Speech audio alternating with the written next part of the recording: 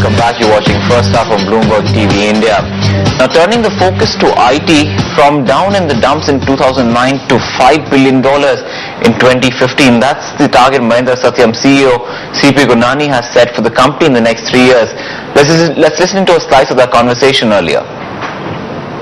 Europe and US are a big part of the business, and I can only tell you that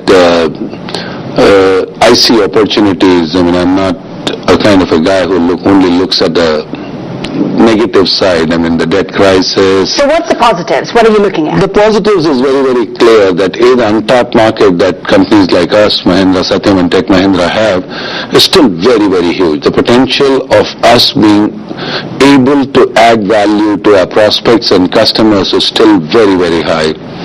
And I strongly believe that my strongest vertical being telecom.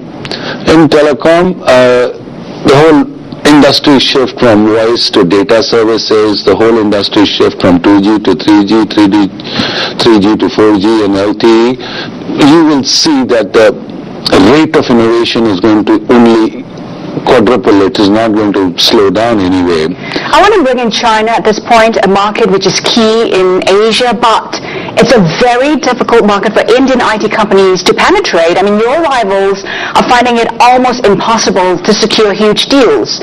How will it be different for you?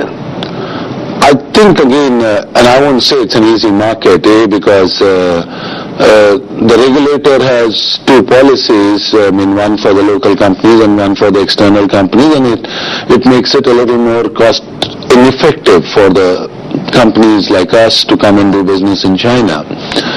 But at the same time, I mean, in China, it's still a very growing market despite of whatever signs of slowdown.